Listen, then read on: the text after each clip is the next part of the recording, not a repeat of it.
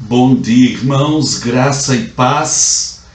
Estamos aqui mais um domingo, dia do Senhor, cultuando, adorando aquele que é o Senhor de toda a glória. Hoje é dia das mães, desejamos a todas as mães da igreja um ótimo dia. Parabéns pela dádiva.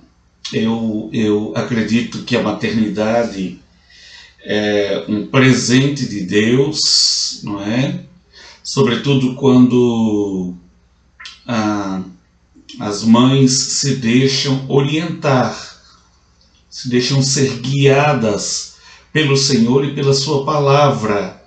É uma dádiva, mas também uma grande responsabilidade.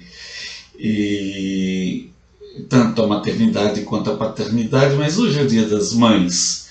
Então, uma mãe que exerce o seu papel com fidelidade, debaixo da direção, da orientação do Senhor, não é? Tem aí um grande presente da parte de Deus. Parabéns, Deus abençoe todas as mães de nossa igreja, as mães que nos ouvem nesta manhã.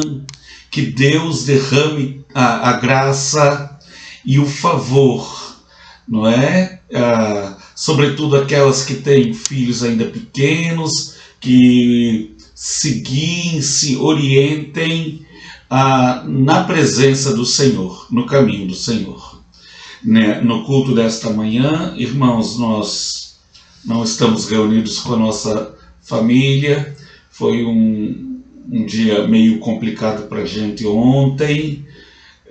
Tanto eu quanto Niédia tivemos um problema. De certa forma positivo, foi uma queda de glicose muito baixa, por causa da nossa dieta, dando dores de cabeça e tontura, náuseas de vômito. Se Deus me abençoar e eu continuar na dieta que eu preciso, então, em breve tempo, estarei deixando de tomar os remédios de diabetes, não é? Está sendo muito bem controlada, então a baixa foi por causa da dieta, somada à medicação que eu tomo para baixar a glicose.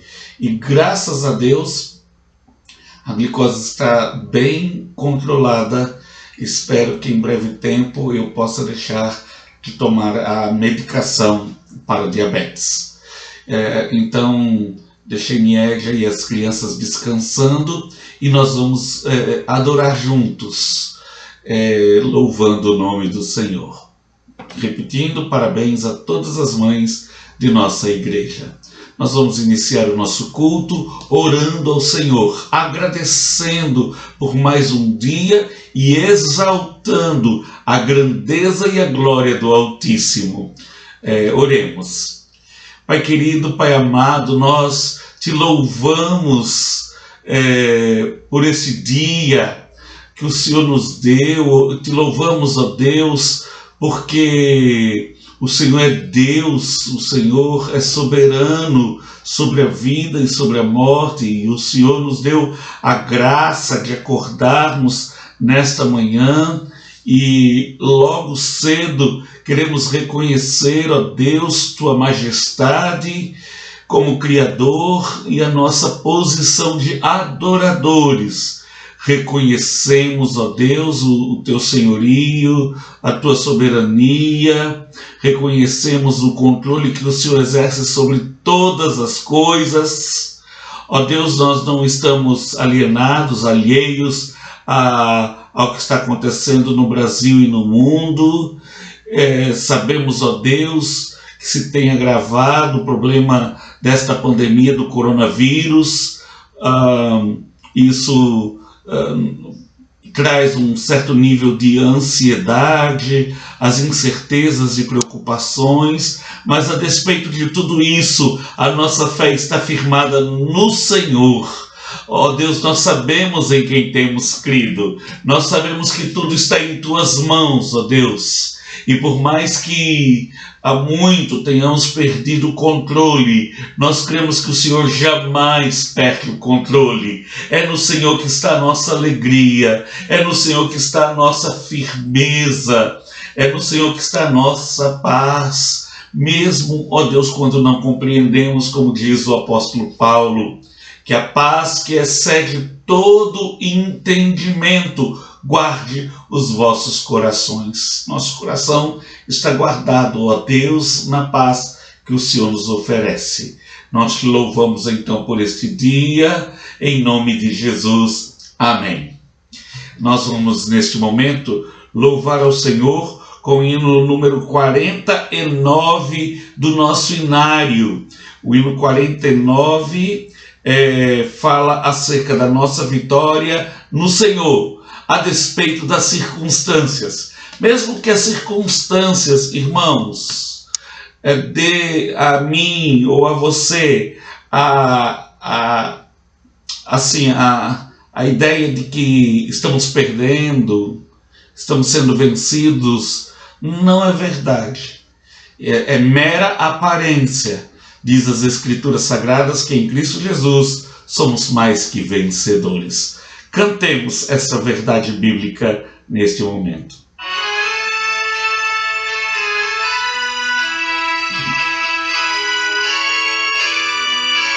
Ao Senhor toda glória, ao Senhor todo louvor. Louvemos ao Senhor.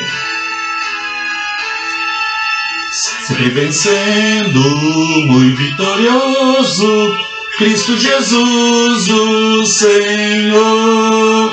É soberano, chefe bendito, em tudo Ele é vencedor. Ele o supremo guiando, com seu imenso poder. Todos avante, pois crentes, todos lutar e vencer. Não é dos fortes a vitória, nem dos que correm melhor, mas dos fiéis e sinceros que seguem junto ao Senhor. Sempre vencendo, muito vitorioso, Cristo Jesus, o Senhor. Em suas hostes inumeráveis, seu grande império fulgor. Em seu governo demonstra cuidado e amor sem igual. Sempre nos ama e protege com seu poder eternal. Não é dos fortes a vitória, nem dos que correm melhor, mas dos fiéis e sinceros que seguem junto ao Senhor. Amém. Nossa vitória está em Deus. Sempre vencendo, muito vitorioso, Cristo Jesus, o Senhor. Reis e vassalos, servos e chefes, querem também seu favor. Senhor, desejo e te imploro que me permitas lutar sempre ao teu lado invencível, até meus dias findar. Não é dos fortes a vitória, nem dos que correm melhor, mas dos fiéis e sinceros que seguem junto ao Senhor. Amém, irmãos. Louvado seja o nome do Senhor. Que a gente não se esqueça jamais que a nossa vitória está em Deus. Nossa vida está nas mãos do Senhor.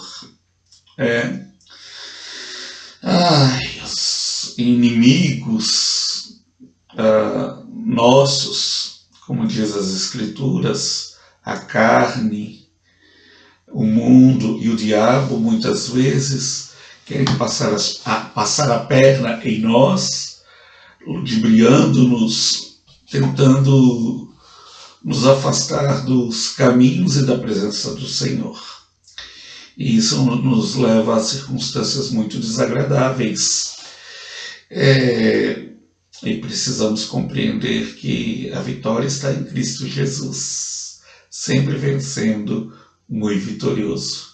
E o coro com a mensagem belíssima: não é dos fortes a vitória, nem dos que correm melhor, mas dos fiéis e sinceros que seguem junto ao Senhor. Deus nos abençoe. Eu quero compartilhar nesta manhã, nesse dia do Senhor, o texto de Neemias, no capítulo 9. Eu vou ler alguns versículos, nós acompanharemos juntos a reflexão na palavra do Senhor. Neemias, capítulo 9. No dia 24 deste mês, se ajuntaram os filhos de Israel, com jejum e pano de saco, e traziam terra sobre si. Vamos orar mais uma vez, pedindo a iluminação do Espírito Santo, para compreendermos a mensagem que Deus tem para o meu e para o seu coração. Oremos ao Senhor. Pai querido, Pai amado, mais uma vez nos colocamos em oração diante de Ti e clamamos, ó Deus, que o Teu Espírito nos oriente. Estamos em dias complicados, dias difíceis, em que a incerteza bate no nosso coração, as dúvidas e os temores tentam roubar, furtar a nossa paz. E por isso, ó Deus, precisamos da direção do Senhor, precisamos da orientação do Teu Espírito na Tua palavra. Fale aos nossos corações, nós te oramos em nome de Jesus. Amém. Irmãos, vamos tentar nos situar um pouquinho em quais circunstâncias Neemias escreveu esse livro, ou que esses acontecimentos surgiram no meio do povo de Israel. Sabemos muito bem de que após a morte de Salomão, seu filho Roboão assumiu o trono e houve um golpe no governo. Havia uma insatisfação generalizada em Israel e Jeroboão, um general de guerra,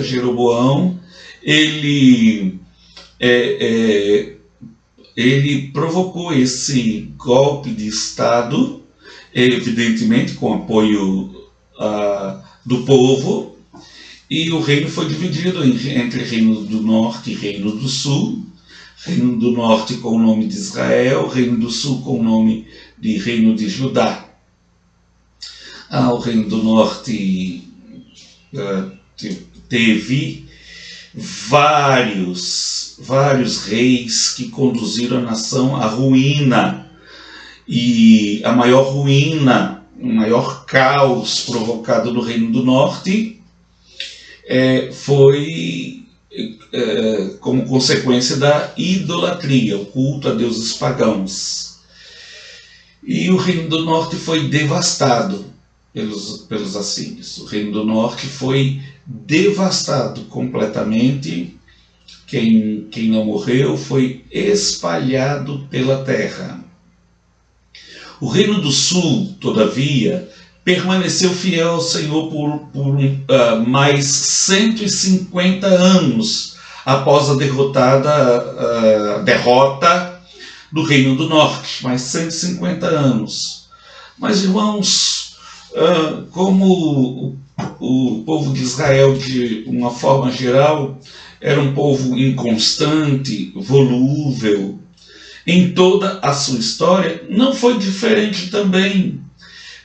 Vários reis reinaram com retidão na presença de Deus. Entenderam que não haveria estabilidade no reino se a nação não fosse guiada, não fosse dirigida pelo Senhor. Mas também surgiram reis que reinaram mal e conduziram o povo também à idolatria. E não deu outra, o reino do sul, o reino de Judá, também, irmãos, foi invadido e levado para o que nós muitas vezes chamamos de cativeiro, mas foi mais um exílio do que um cativeiro, por Nabucodonosor, em 3 grupos, em 3 ocasiões. Só na última invasão de Nabucodonosor a Jerusalém é que a cidade foi completamente destruída, o templo destruído e todas as riquezas do templo, objetos feitos de ouro, de prata e de pedras preciosas, foram roubados e levados para a Babilônia. E em exílio o povo de Israel ficou por 70 anos. E muitos se deram bem no exílio, irmãos. Daniel, Sadraque, Mesaque, Abdênego ou Abdinego, e tantos outros judeus, eles até prosperaram na Babilônia. Primeiro era de fato o reino babilônico, mas depois os medo-persas dominaram a Babilônia, e o reino do sul, o reino de Judá, que já estava debaixo do poderio da Babilônia, agora passa a ficar debaixo do governo, do comando medo-persa. E muitos dos judeus prosperaram no exílio, comércio, riqueza.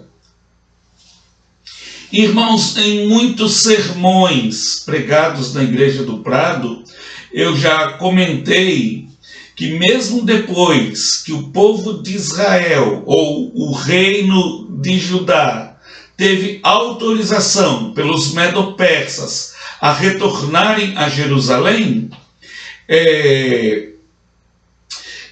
nunca mais, até os dias de hoje, pecaram com o pecado de idolatria ou de paganismo, nunca mais cultuaram deuses estranhos.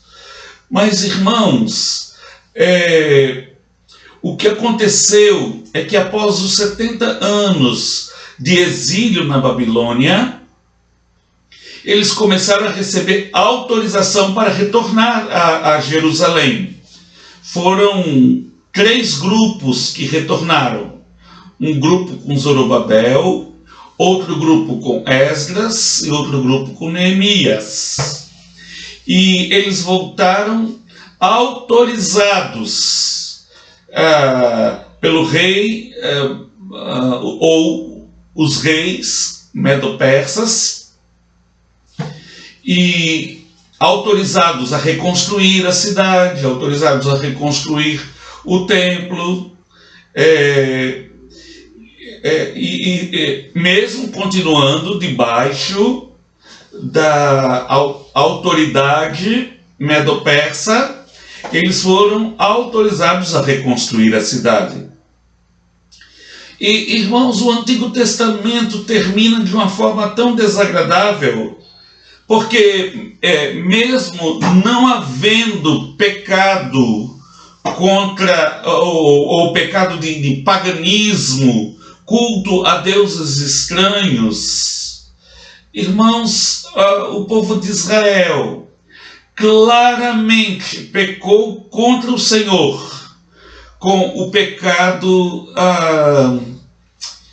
que podemos também considerar como idolatria, que foi o secularismo. se tornou uma nação assim completamente secularizada. Cada indivíduo, cada família lutava pelos seus próprios interesses. Cada família buscava a segurança própria e caminhos próprios. Passaram por 70 anos de exílio e não aprenderam que o exílio foi uma consequência de um afastamento de Deus, de um distanciamento de Deus.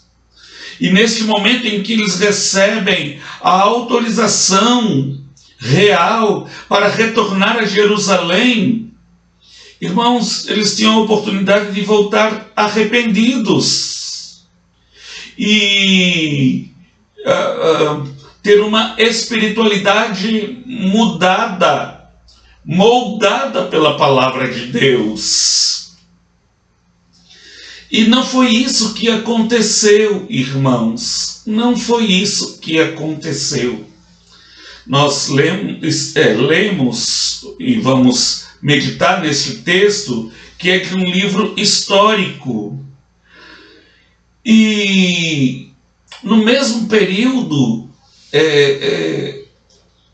profetizaram Ageu, Zacarias e Malaquias. E a espiritualidade do povo, a gente percebe no profeta Ageu, quando o Senhor declara através de Ageu, logo no primeiro capítulo, a omissão do povo de Israel, cada qual procurando construir as suas mansões, realizar os seus sonhos de consumo, refazer a vida segundo os seus próprios corações, segundo os seus próprios pensamentos. O profeta Ageu diz o seguinte: acaso é tempo de viverdes em casas apaineladas, enquanto a casa do Senhor, ou enquanto, estava dizendo o Senhor, enquanto a minha casa permanece em ruínas? Reparem bem, irmãos, que era uma exortação muito pesada, porque o povo saiu do exílio, mas a identificação com Deus foi perdida. Eles não estavam nem aí, irmãos, para entender o caminho de Deus, a vontade de Deus, o propósito de Deus. Cada qual seguia o caminho de seus próprios corações. Cada qual seguia o caminho de suas próprias mentes. E irmãos, isso trouxe uma tristeza ao coração de Deus. Acaso é tempo de viverdes em casas apaineladas, enquanto a minha casa permanece em ruínas? Irmãos, nós não podemos compreender ou imaginar que a importância do templo no Antigo Testamento tem a mesma importância de templo na nossa geração. De fato, não tem. De fato, não é. No Antigo Testamento, o templo representava a presença de Deus no meio do povo. Na composição, na estrutura do templo, havia o lugar santo, com 3 objetos sagrados principais: a mesa dos pães da proposição, que representa a presença de Deus no meio do povo, das 12 tribos de Israel. Eram 12 pães, cada pão representando uma tribo de Israel, simbolizando desta forma que Deus estava presente no meio do seu povo e que o povo estava presente na presença de Deus. Havia também o altar de incenso, que representava as orações do povo diante do Senhor, e em outro, no mesmo espaço, em outro local, a menorá, o candelabro, representando luz, representando a orientação de Deus, a direção de Deus. Atrás deste lugar santo havia outro espaço chamado Santo dos Santos, que tinha apenas um objeto. Eu divido esse objeto em duas partes, que era a Arca da Aliança e mais a tampa da arca, que era chamado de propiciatório, e era ali na tampa desta arca em que Deus manifestava a sua glória. E nos tempos determinados pelo Senhor, havia o sumo sacerdote apenas, era autorizado a entrar ali e derramar o sangue de sacrifício de animais para propiciação de pecados, para que os pecados dos homens fossem perdoados. A gente entende que, na verdade, aquele sangue apenas representava o sangue de Cristo que seria derramado no futuro na cruz do Calvário, para a remissão de pecados, para a nossa salvação. Não é? João o reconheceu como o Cordeiro de Deus que tira o pecado do mundo. É importante que a gente entenda, irmãos, que não existem dois testamentos, como se o Antigo Testamento fosse o Novo Testamento fosse outro. A Bíblia é palavra de Deus, do Gênesis a Apocalipse. Só existe uma aliança, só existe um testamento, só existe um contrato. Quando nós falamos de Novo Testamento, nós não falamos de novo como se fosse outro testamento. A palavra utilizada para Novo Testamento significa novo em qualidade. O que isso significa? Significa que a partir dos evangelhos, a partir do nascimento de Cristo, nós temos a aliança do Antigo Testamento revelada completamente na pessoa e na obra de Jesus Cristo. Então, não é Novo Testamento como se fosse outro testamento, outra aliança. Ele é novo em qualidade. Por quê? Porque no Antigo Testamento a gente entende Deus, o culto, a sua obra com muitos simbolismos, enquanto Deus preparava o tempo. A expressão mais utilizada era a plenitude do tempo. A plenitude do tempo significa amadurecimento da época. A época amadurecida, apropriada, preparada por Deus para que o propósito dele para a salvação do homem fosse cumprido. Então entendemos que é um testamento só, é uma aliança só, que temos nas nossas mãos como palavra de Deus. Sendo que o Novo Testamento revela de forma clara a história da salvação e o propósito de Deus na formação de um povo. Não um povo étnico, como um Estado de Israel. Vemos tratado de forma simbólica no Novo Testamento a expressão o Israel de Deus. Não está falando ali no Novo Testamento que se trata do povo de Israel no Antigo Testamento, mas o Israel de Deus é o povo espiritual. O apóstolo Paulo fala de forma muito clara de que os descendentes de Abraão não são aqueles que são descendentes na carne, os que foram circuncidados na carne, mas aqueles que foram circuncidados no coração.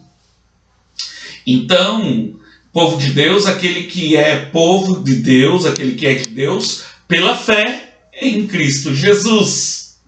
Não é?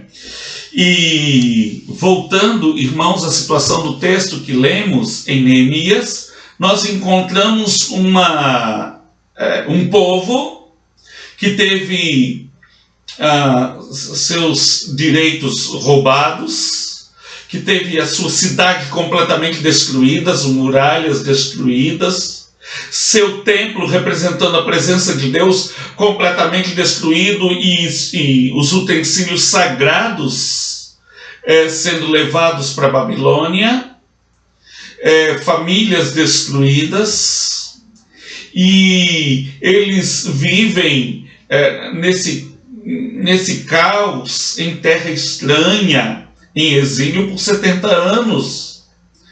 E contando com a bênção de Deus, mais uma vez, a graça inefável, a graça abundante de Deus, providenciando o retorno deles para a sua terra, ao invés de eles procurarem entender os caminhos de Deus, cada qual vivia segundo os seus próprios caminhos. Até que nessa história, irmãos, surge um homem de Deus, um líder espiritual, que exerceu forte influência no meio do povo de Israel. Este foi Neemias, autorizado pelo rei Artaxerxes a retornar a Israel para a reconstrução das muralhas de Israel e dar uma estabilidade maior ao povo, de defesa. E então,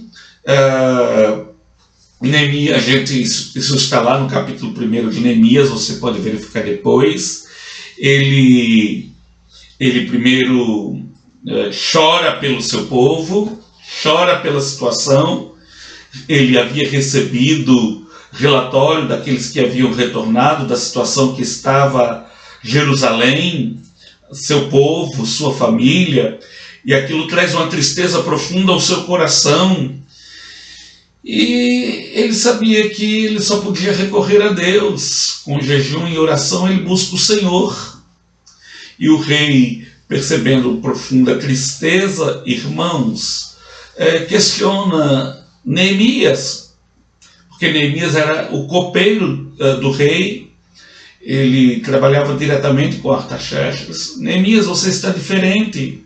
Neemias, não estou te reconhecendo. Por que tanta tristeza no coração? E Neemias, então, depois de tanta oração, ele diz para o rei Artaxerxes, com coragem e ousadia: meu rei, como é que eu poderia estar feliz se a minha cidade permanece em ruínas, se meu povo está vivendo, na verdade, no meio de metralha, no meio de uma cidade completamente destruída? Foi quando então o rei Artaxerxes, não tenho dúvida de que foi movido por Deus, dirigido por Deus, o Senhor exerce o governo de todas as coisas, concede a Neemias a autorização para retornar com o grupo e reconstruir os muros de Jerusalém.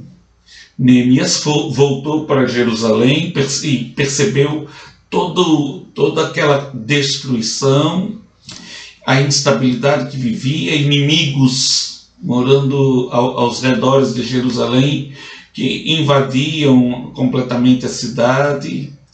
E Neemias, então, irmãos, exerceu um papel de relevância quando liderou o povo. O povo estava desanimado, os vizinhos, os circundantes, faziam chacota de Neemias e do propósito dele de reconstruir os muros. depois não apenas de mangar de Neemias e do povo, também começaram a invadir e a perturbar, tentando impedir a obra. Mas diz a palavra de Deus que em 52 dias toda a muralha de Jerusalém estava reconstruída. Bom, irmãos, sobre a liderança de Neemias, aconteceu um despertamento espiritual. Lamento que muitas vezes despertamentos espirituais acontecem, até mesmo na vida de igrejas em nossa geração, até mesmo na vida de crentes, de pessoas nos nossos dias, mas esse despertamento espiritual não demora tanto tempo. Mas nós lemos no capítulo 9, mas eu quero voltar ao capítulo 8, para que os irmãos percebam o que aconteceu. Capítulo 8, versículo 1. Em chegando o 7º mês, estando os filhos de Israel nas suas cidades, todo o povo se ajuntou como um só na praça, diante da porta das águas, e disseram a Esdras, o escriba, que trouxesse o livro da lei de Moisés, que o Senhor tinha prescrito a Israel. Aconteceu algo diferente. Eles ficaram tão felizes com a reconstrução das muralhas de Jerusalém. Havia uma alegria tão grande e uma percepção de que o Deus de Israel estava com Neemias na liderança desta grande obra, que o próprio povo teve a iniciativa de pedir a Esdras, que era escriba, que trouxesse o livro da lei. Eles estavam interessados em ouvir a leitura da Bíblia. Olha que coisa interessante, irmãos. E não deu outra. Esse interesse do povo, porque a gente percebe que foi o povo que pediu a Esdras que lesse o livro da lei. Esse interesse do povo, irmãos, pela Bíblia Sagrada, por ouvir a palavra de Deus, produziu em Israel um grande despertamento espiritual, que lemos no capítulo 9. Esse despertamento espiritual lemos no capítulo 9. No dia 24 deste mês se ajuntaram os filhos de Israel com jejum e pano de saco. A gente sabe que colocar uma roupa, se vestir de pano, rasgar as vestes, colocar uma roupa de pano de saco, cinza na cabeça, é um símbolo de humilhação, não é? Então, fizeram isso, reconhecendo, aqui neste caso nem foi cinza, traziam terra sobre si, reconhecendo a glória de Deus, o poder de Deus, a grandeza de Deus e a sua pequenez. Então é um símbolo de humilhação. Foi isso que fizeram. Os da linhagem de Israel se apartaram de todos os estranhos, desde a peregrinação no deserto, desde os dias de Moisés. Deus já havia ordenado que não se misturasse com os pagãos, não é? Que não se misturasse com os estranhos, e o povo de Israel nunca obedeceu, a não ser em alguns momentos de despertamento espiritual. Foi o caso. Se apartaram de todos os estranhos, puseram-se em pé e fizeram confissão dos seus pecados e das iniquidades de seus pais. Olha que coisa extraordinária, irmãos. Aqui não era um culto formal.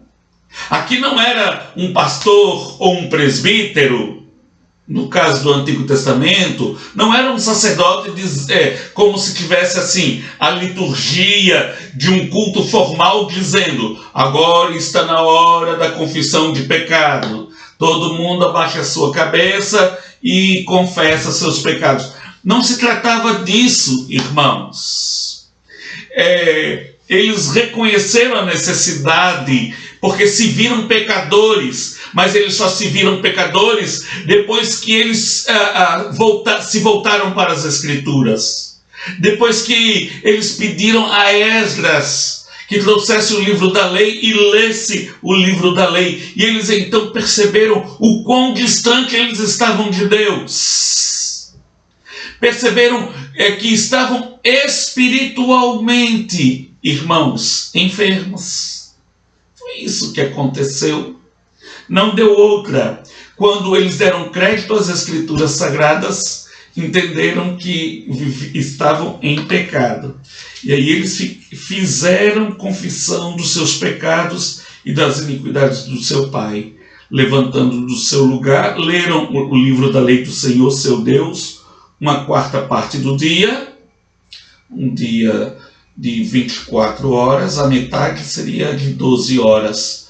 Um quarto seriam 6 horas. Então, por 6 horas, eles faziam a leitura da Bíblia. Em outra quarta parte, fizeram confissão e adoraram ao Senhor. Cultos de 12 horas, irmãos. 6 horas de leitura da palavra e mais 6 horas de louvor e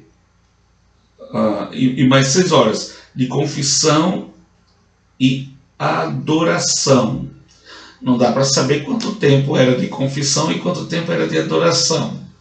Mas, por favor, permitam a esse velho pastor conjecturar. O culto era 6 horas de leitura da Bíblia, 3 horas de oração, confessando pecados, e mais 3 horas de louvor e adoração. Adoraram o Senhor, seu Deus. Então, os líderes, os levitas, versículo 5, disseram: levantai-vos, bendizei ao Senhor vosso Deus, de eternidade em eternidade. Então se disse: bendito seja o nome da tua glória, que ultrapassa todo bendizer e louvor. Só tu és Senhor, tu fizestes o céu dos céus, e todo o seu exército, e a terra e tudo que nele há. E aí continua, irmãos, até o término do livro de Neemias, continua esse tempo de despertamento espiritual, de avivamento espiritual, caracterizado por um retorno às Escrituras, um reconhecimento e confissão de pecado e abandono de pecado, e louvor e adoração. Louvor e adoração. Foi um período que a gente, ou que eu não consigo datar, não consigo dizer quanto tempo foi de despertamento espiritual. Mas o fato é que o que predominou na história de Israel, lamentavelmente, a gente vê isso nos dias de Jesus, porque depois os medo-persas perderam o domínio daquela região para os gregos, no avanço de Alexandre o Grande, macedônio, não é? E construindo um grande império grego. E em 63 a.C., os romanos dominaram os gregos, e quando Jesus nasce nesse cenário em que os romanos estavam dominando. Irmãos, desde o Gênesis a Apocalipse, aliás, não somente nas Escrituras, mas na história, também na história da igreja cristã, como também o é nos nossos dias. Irmãos, toda vez em que a gente quer caminhar junto, criando uma história, que é a nossa história, querendo andar segundo o nosso próprio pensamento, desprezando Deus, e a sua palavra, a gente se dá mal, cai do cavalo. Irmãos, é necessário, como uma palavra profética.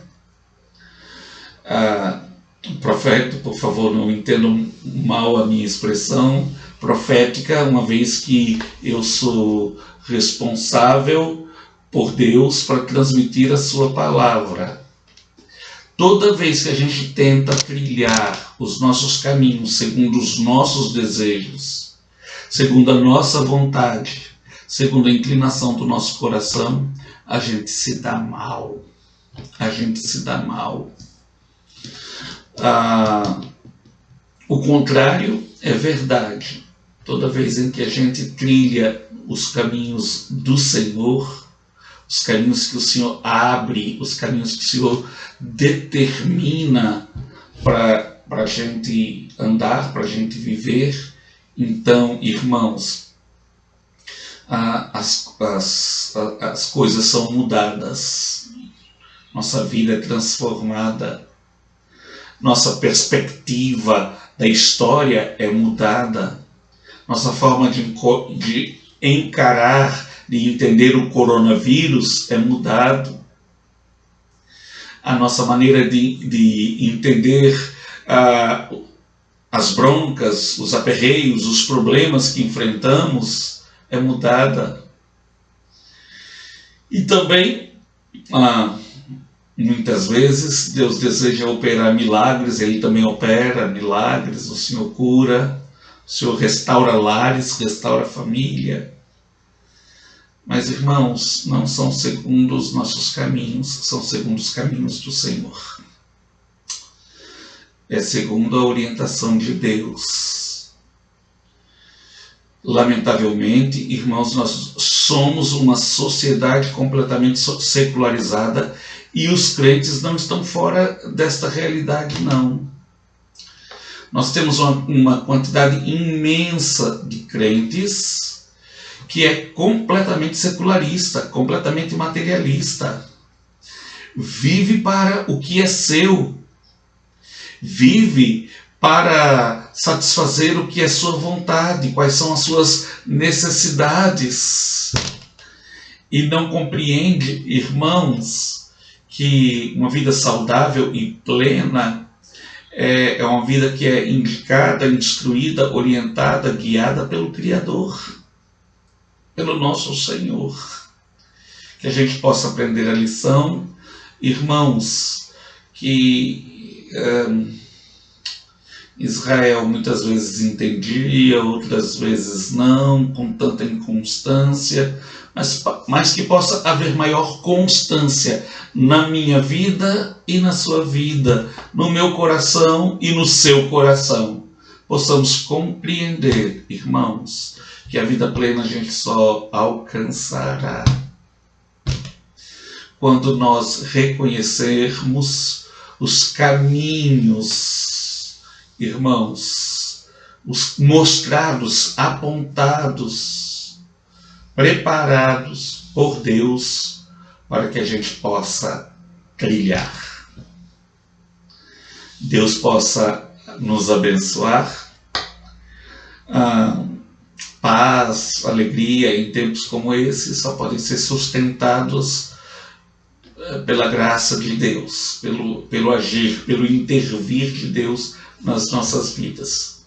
Continuamos sem resposta sobre o coronavírus, continuamos sem resposta sobre quando vai acabar o isolamento social, quando vamos poder retornar à igreja. Mas eu sou pastor da igreja e se Deus permitir e esse problema acabar mais cedo e a gente puder então se reunir, congregar, continuar nosso trabalho tão lindo da nossa amada Igreja Presbiteriana do Prado, eu e você sejamos menos secularistas, menos preocupados com as nossas próprias coisas e priorizando aquilo que é de Deus, aquilo que é espiritual. como declarou o apóstolo Paulo aos Colossenses.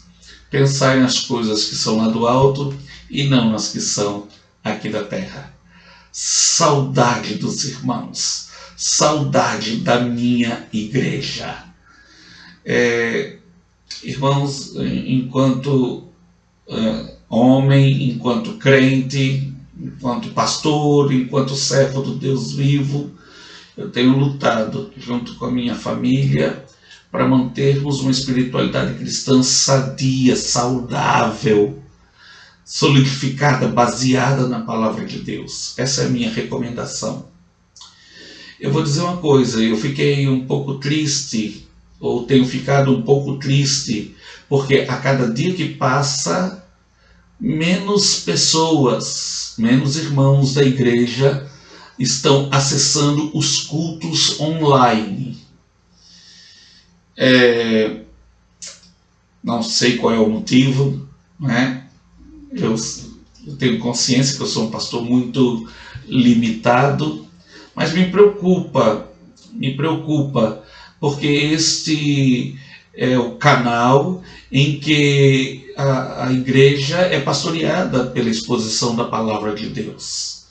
E a gente consegue ver no YouTube quantas pessoas visualizaram, quantas pessoas acompanharam, e tem diminuído. Eu gostaria de ver a igreja mais unida nesse canal.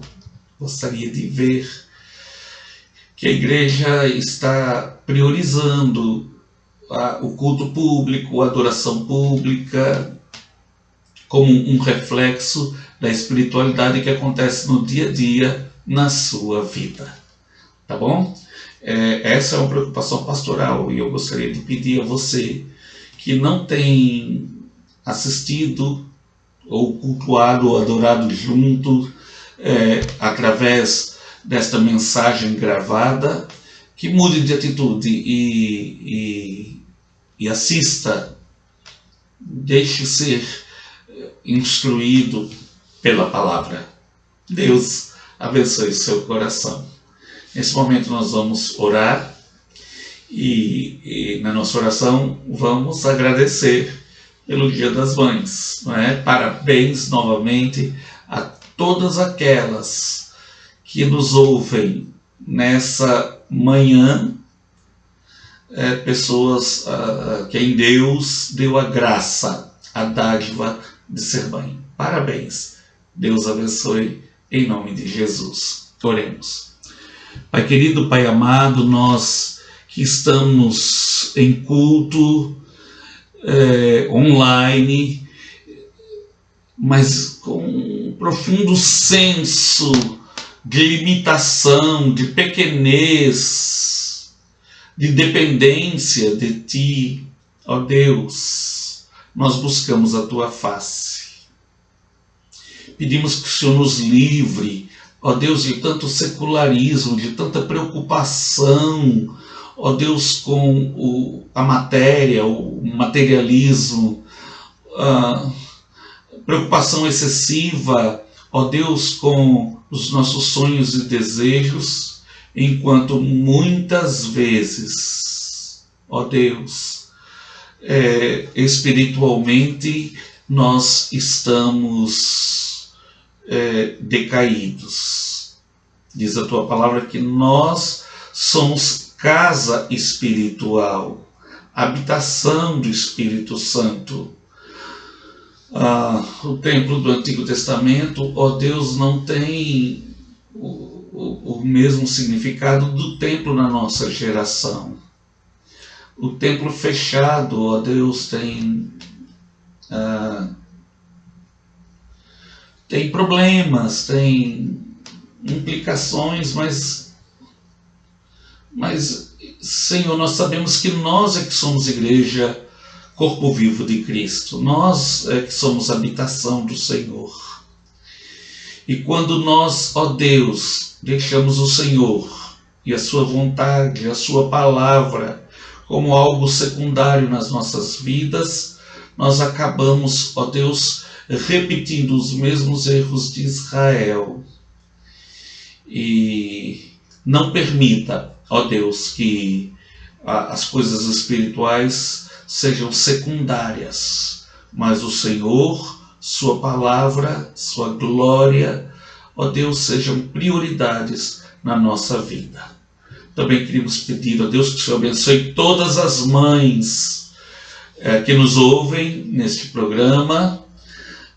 Hoje, um dia especial em que comemoramos o Dia das Mães. Todas as mães, ó Deus, possam ser agraciadas de maneira especial. Conceda uma bênção especial às mães neste dia. Reconhecemos o privilégio da maternidade. Ai que nós não fossem, ó Deus, pessoas que o Senhor levantou para ser mãe, para cuidar de nós, para zelar por nós. Abençoe, ó Deus, retribua a bondade, retribua, ó Deus, o coração abnegado dessas mães, ó Deus, realizando aquilo que deseja seus corações. Abençoe a nossa igreja e faça com que a gente possa continuar crescendo juntos, para a honra e a glória do teu nome. Nós oramos em nome de Jesus. Amém. Irmãos, recebei a bênção. Que a graça do nosso Senhor e Salvador Jesus Cristo, o amor de Deus, o nosso eterno e bondoso Pai, a comunhão, a visitação, o poder, a unção do Espírito Santo esteja com cada irmão, ó Deus, reunido virtualmente, mas unido pela rede social, ó Deus, pela internet, mas que acompanhe cada irmão, ó Deus, que nos ouve, e cada servo teu espalhado em toda a face da terra, hoje e para todo sempre. Amém. Deus abençoe a sua vida, em nome de Jesus. Continuamos ligados no Senhor, que é a nossa rocha, que é a nossa força. Deus os abençoe, em nome de Jesus. Amém.